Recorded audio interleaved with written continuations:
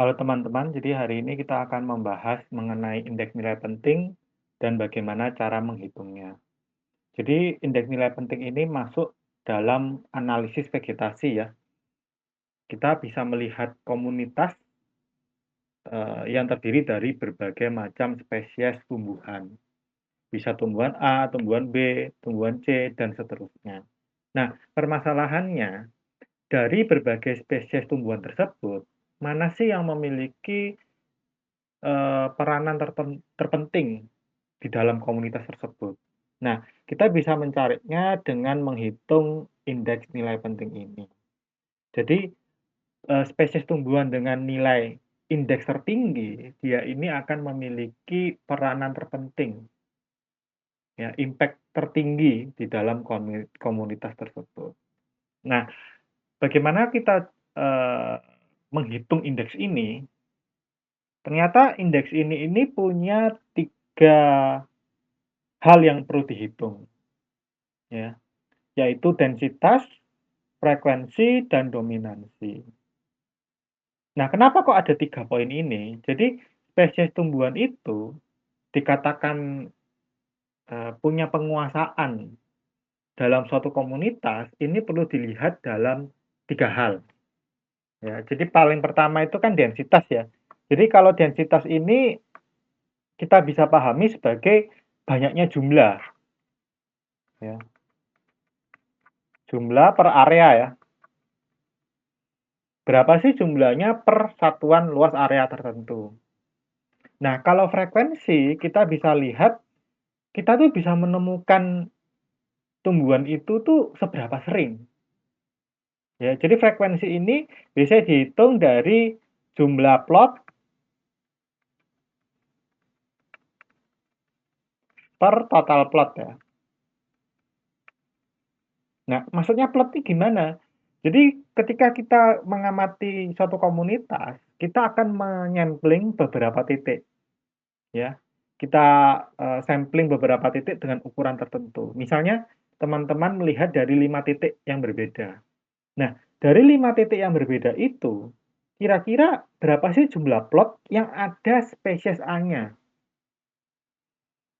Ya, jadi jumlah plot itu maksudnya kemunculan dia di plot mana saja, gitu. Jadi semakin sering dia muncul di plot, frekuensinya semakin tinggi. Tapi semakin jarang kita bertemu dengan spesies tersebut, ya, frekuensinya akan lebih kecil. Kenapa frekuensi ini penting? Jadi densitas itu kan seberapa banyak. Tapi kalau banyak, tidak menyebar, percuma. Ya, jadi frekuensi ini melihat bagaimana dia tuh muncul, ya, seberapa seberapa sering dia muncul di beberapa titik. Ya, jadi pertama densitas, frekuensi, lalu terakhir dominansi. Jadi dominansi ini bisa dihitung dengan luas penutupan, ya. Jadi rumusnya intinya luas basal per total area ya. Maksudnya luas basal itu bagaimana? Jadi tumbuhan itu kan punya luas basal, batangnya ini berapa sih luasnya? Nah, ini dibandingkan dengan area yang kita amati. Jadi tidak cuma masalah, oh dia ini banyak, dia itu menyebar. Tapi seberapa besar sih penempatan dia, penutupan dia? Jadi kalau misalnya ada vegetasi, pohon besar, ya berarti luas basalnya kan besar ya. Nah, berarti dominansinya besar. Tapi kalau pohonnya kecil, diameter batangnya berarti kan luas basalnya kecil, gitu. Jadi ketiga aspek ini akan mempengaruhi si INP-nya, ya, indeks nilai penting. Jadi dari segi jumlah, ya, penyebaran, dan luas penutupan. Jadi ketika tiga-tiganya ini besar, otomatis indeks nilai pentingnya besar, gitu. Jadi kita akan menghitung INP untuk masing-masing spesies, bagaimana densitasnya, frekuensinya, dan dominansinya. Nah, kita akan lanjut bagaimana cara menghitung setiap aspek tersebut. Jadi untuk yang pertama, untuk densitas, jadi kan tadi prinsipnya jumlah per total area ya. Jadi kalau Anda ingin menghitung densitas suatu spesies, di sini spesies ke I ya. Kenapa ditulis seperti itu? Karena kan nanti spesiesnya akan banyak ya. Bisa spesies 1, 2, 3, 4, dan seterusnya. Jadi densitas suatu spesies ini kita hitung dengan cara menghitung ada berapa sih jumlah individunya dibagi total luas area plot. Ya. Jadi yang atas ini satuannya kan individunya berapa. Bawah ini area ya. Bisa meter kuadrat atau hektar ya. HA.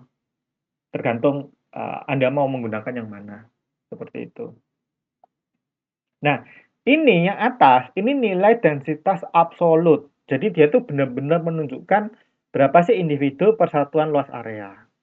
Nah, ini bisa kita paparkan dalam bentuk relatif. Ya, jadi nilai densitas relatif. Seperti itu. Nah, maksudnya relatif itu apa? Jadi misalnya kita punya densitas, ini spesies ya, spesies A, B, C. Misalnya ini berapa? 25, 25, 50. Berarti kalau di total densitasnya 100 ya. Nah, ini kan 25, 25, 50 kan nilai absolut. Ya. Nah, nanti kita bisa nyari densitas relatifnya dengan cara apa? 25 ini kita bagi dengan totalnya 100 kali 100%. Berarti 25%. Artinya apa? Dari semua total densitas, spesies A itu menempati 25%-nya. Ya. Jadi bawahnya ini 25%, bawahnya 50%. Kalau di total 100%. Ya. Jadi pertama kita bisa menghitung densitas absolutnya dulu, lalu kita akan ubah menjadi densitas relatif. Ya, untuk penghitungan di terakhir ya. Gitu. Nah, coba kita latihan ya penghitungannya. Misalnya saya menunjukkan sebuah data ya di sini ya. Jadi teman-teman bisa membayangkan saya tugaskan ke suatu tempat ya, lalu Anda menganalisis vegetasinya.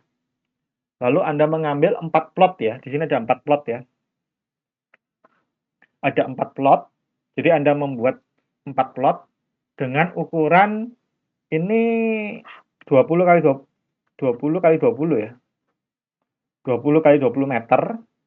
Berarti masing-masing plot itu luasnya 400 meter persegi.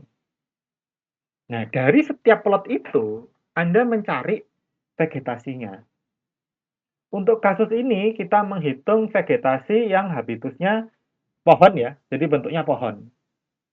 Gini, jadi semua spesies yang kita hitung di kasus ini adalah pohon ya. Jadi spesies A, B, C, D adalah pohon. Nah, Anda hitung. Misalnya, ternyata di plot 1, itu spesies A-nya ada 1. Spesies B-nya ada 1, C-nya ada 1, D-nya ada 1. Nanti di plot 2 ternyata ada A1, C2, D-nya 1. Tapi B-nya tidak ada. Dan seterusnya. Nah, jadi Anda sudah dapat tabel ini, coba kita akan olah. Ya. Misalnya di sini kita lihat, ini sudah saya hitungkan ya. Jadi total jumlah spesies A, ini ada 1, 1, 1, 2, berarti total 5 ya. Jadi ada 5 spesies A, 5 individu spesies A ya. Nah, 5 ini berada dalam 1.600 meter persegi. Ya, karena kita menjumlahkan untuk 4 plot ya, berarti luasnya ya totalnya ya. Seperti itu. Jadi yang kita amati di 4 plot itu totalnya adalah 1.600 meter persegi. Nah, jadi kita bagaimana cara menghitung densitasnya? Ya sudah, berarti kan bisa kita hitung dengan cara 5 dibagi 1.600 ya. Jadi ini individu, bawahnya meter persegi ya. Nah, untuk kasus ini saya minta ubah jadi HA ya, untuk luas areanya ya. Jadi bawahnya itu kita kali dengan 1/0,0001 ya. Karena meter persegi, 1 meter persegi itu kan sama dengan 0,0001 HA. Ya. Jadi ini bisa kalian hitung di kalkulator, ya, nanti akan ketemu hasilnya 31,25 ya, individu per HA.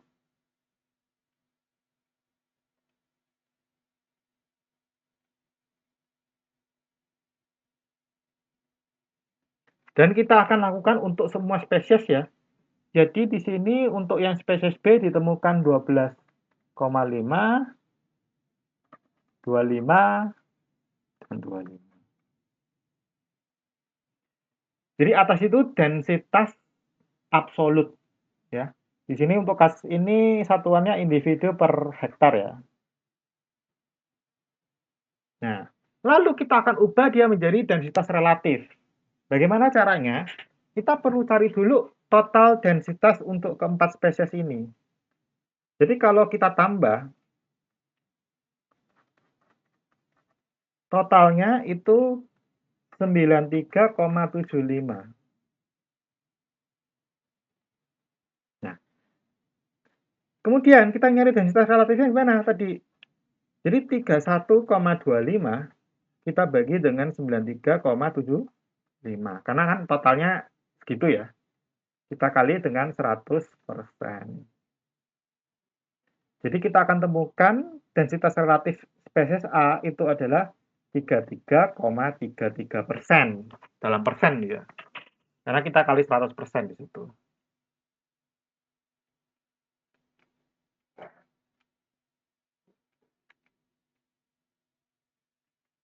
Nah, kita akan lakukan hal yang sama ya untuk semuanya. Jadi semuanya dibagi dengan 93,75. Ini 13,33, 26,67, 26,67. Ya. Jadi di sini kita sudah menemukan nilai densitas relatif untuk keempat spesies. Untuk pemaparan contoh ini saya gunakan 2 angka di belakang koma ya. Jadi kalau teman-teman mau menggunakan lebih silahkan. Disesuaikan dengan keperluan teman-teman sendiri ya. Nah, selanjutnya setelah densitas, kita akan menghitung frekuensi.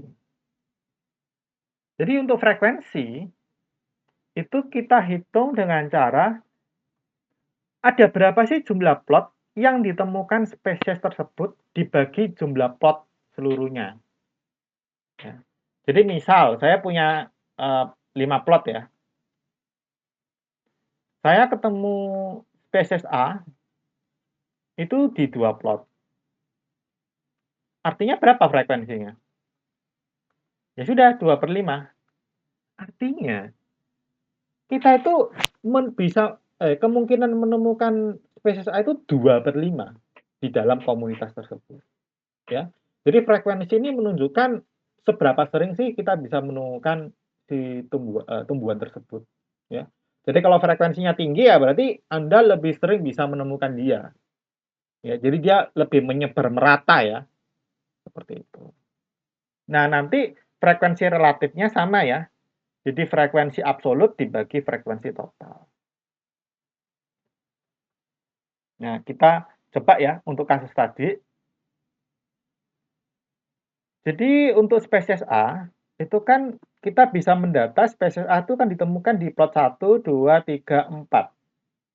Berarti kita bisa menemukan di 4 plot dari jumlah 4 plot. Berarti frekuensinya 1. Untuk B, itu kan ditemukan di plot 1 dan 3. Berarti kan 2/4. Ya, setengah ya. Spesies C ditemukan di plot 1, 2, dan 4. Jadi 3 dari 4. Berarti 0,75. Spesies D itu di plot 1, 2, dan 3. Sama ya, 0,75. Ini masih absolut ya. Lalu kita tambah, jadi ini totalnya 3 ya. Berarti frekuensi relatifnya di sini kita bisa temu ini kan 1/3 ya, dikali 100%, berarti 33,33%, 16,67%, 25%, dan 25%.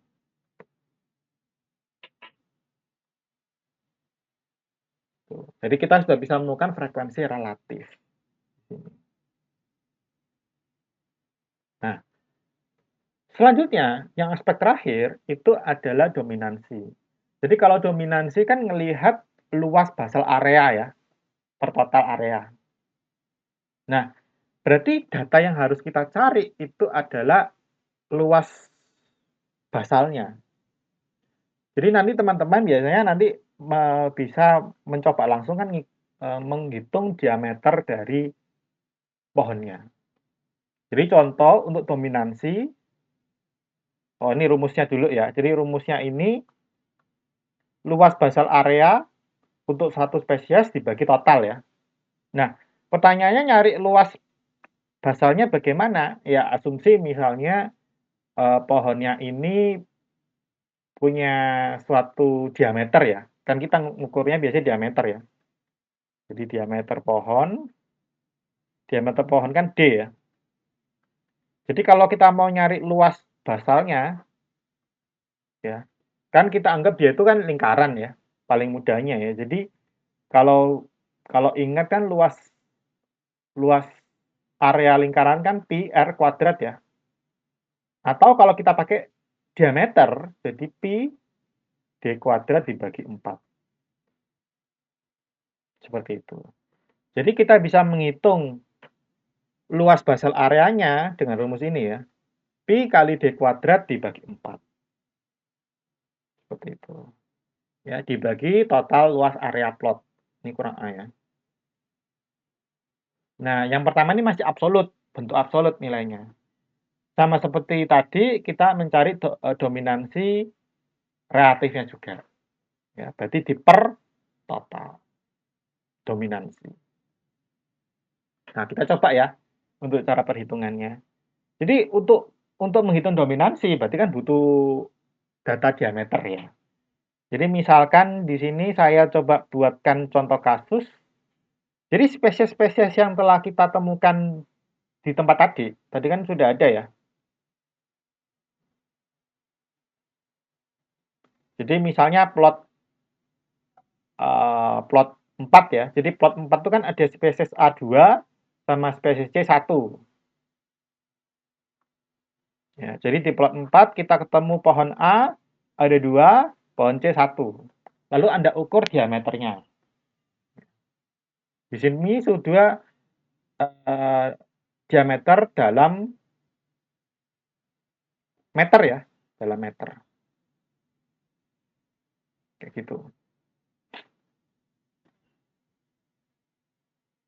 Jadi di sini diameternya sudah dalam bentuk meter ya. Nah, lalu kita ubah menjadi luas. Jadi untuk menjadi luas sama seperti tadi ya, pi dikali diameter kuadrat dibagi 4 ya. Jadi semua data ini sudah dalam bentuk meter kuadrat. Luas basal. Nah, luas basal ini akan kita pakai untuk menghitung dominansi.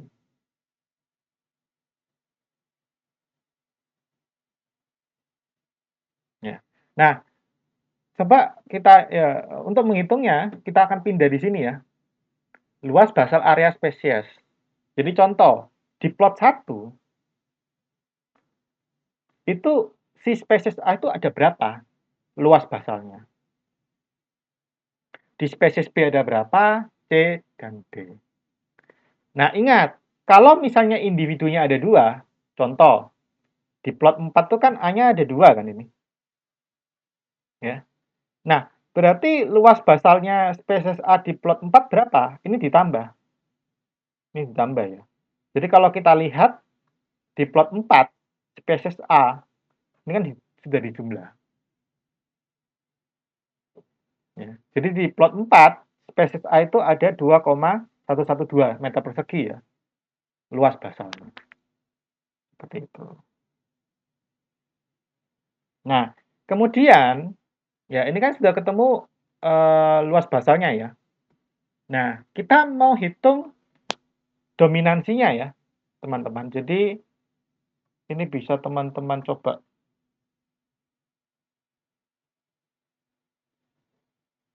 hitung ya. Ini nanti mungkin kelamaan ya. Jadi kalau misalnya dominansi, itu hasil totalnya semua ya. Coba saya kasih contoh yang lebih pendek ya. Jadi misalnya ini ya. Berarti kan itu totalnya 1,130 tambah 0,785.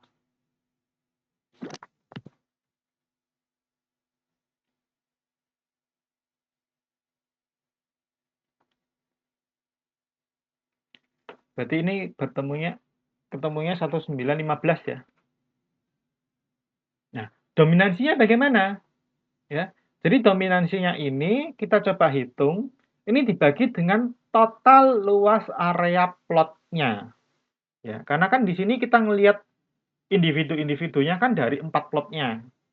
Ya, jadi kita bisa cari untuk yang kasus yang di bawahnya ini, berarti 1,915 dibagi 1.600 ya itu. 1.600.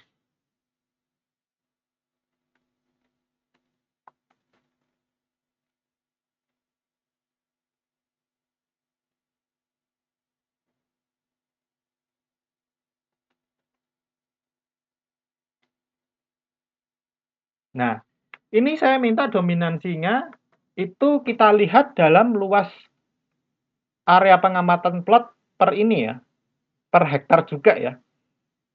Karena bawahnya ini masih meter persegi, berarti supaya menjadi bawahnya jadi hektar dikali seper 0,0001 ya.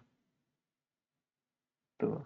Jadi ini akan kita temukan nilainya 11,97.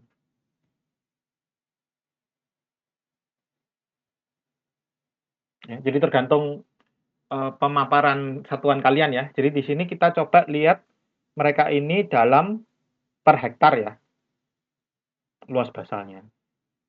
Nah, ini kita lakukan untuk keempat spesies. Jadi yang nanti A itu akan ketemu 30,08, ini 33,36, ini sudah ketemu juga 25,76. Saya sudah hitungkan terlebih dahulu ya. Seperti itu.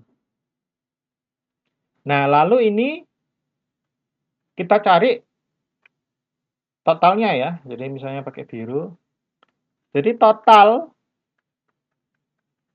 dominansinya kalau kita hitung jadi 101,17. Nah, bagaimana cari dominansi relatifnya? Berarti 30,08 dibagi 101,17 ya, kali 100%.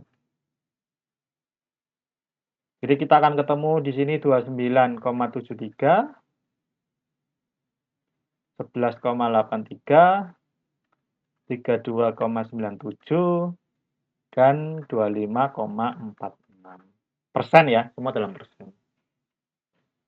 Seperti itu.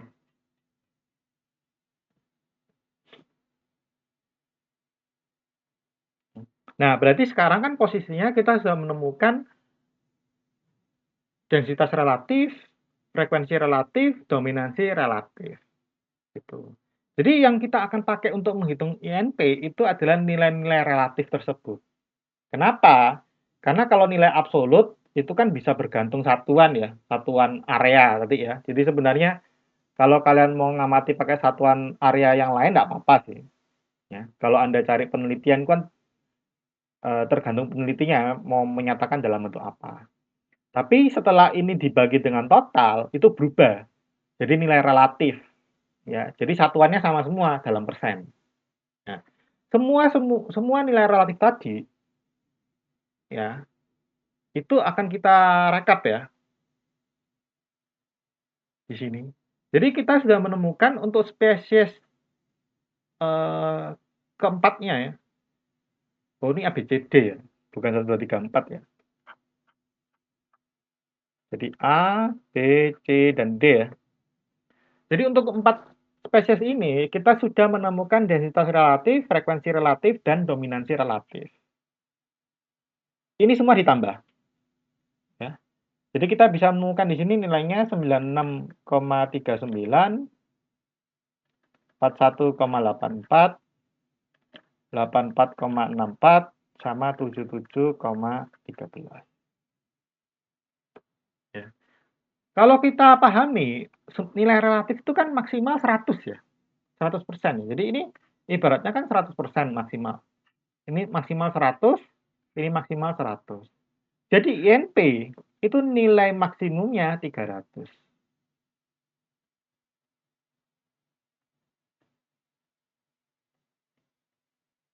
Nah, berarti setiap spesies ini nilai INP-nya itu bisa berkisar dari 0 sampai 300. Nah, kalau kita lihat dari A, B, C, D, nilai INP tertinggi kan si A ya, 96,39. Jadi dari sini kita tahu, oh di komunitas ini A ini punya penguasaan ya, nilai penting yang tertinggi dibandingkan spesies yang lain. Ya, kenapa? Karena kalau kita lihat dari densitas, frekuensi dan dominansi, dia yang menang. Gitu. Kalau kita kaji lebih dalam ya,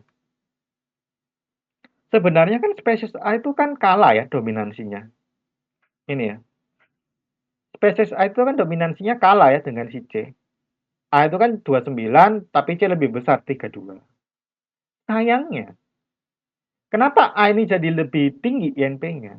Karena ketika kita lihat densitas dan frekuensinya, ternyata dia membuat menang. Ya. Karena itu ini penting. Jadi ketika kita melihat penguasaan suatu spesies dalam komunitas, itu harus dilihat dari 3 sisi ini. Jadi densitas melihat seberapa banyak dia dalam suatu area, frekuensi seberapa besar sih kemunculannya dalam suatu area, merata tidak. Nah, karena kan kalau frekuensinya tinggi berarti dia merata banget. Kalau kecil berarti dia tidak merata. Dan dominansi itu luas penutupannya dia. Jadi seberapa sih besarnya dia? Gitu. Jadi ketika kita melihat dia itu jumlahnya banyak, frekuensinya tinggi, luas penutupannya banyak, otomatis NP-nya akan besar. Gitu. Jadi tidak bisa kita lihat dari satu sisi saja ya, seperti itu. Dan ingat, penghitungan INP pada kasus ini menggunakan 3 aspek ini untuk yang saya berikan ini kan contoh pohon ya. Jadi kalau nanti dia ini vegetasi yang kita lihat ini berbeda, nanti cara penghitungannya berbeda. Ya. Jadi untuk pemaparan hari ini kita fokus ke yang menggunakan 3 aspek ini. Gitu. Ya. Kenapa? Karena kalau pohon itu kan dominansinya bisa kita hitung karena ada luasnya. Tapi kalau misalnya dia itu vegetasinya itu bentuknya semai, itu kan tidak bisa kita hitung diameternya. Jadi dominansi itu tidak bisa kita ikutkan. Ya, jadi bisa berbeda ya penghitungan INP, tapi kasus ini kita bicara tentang pohon ya. Gitu. Oke, semoga pemaparan hari ini bermanfaat untuk teman-teman.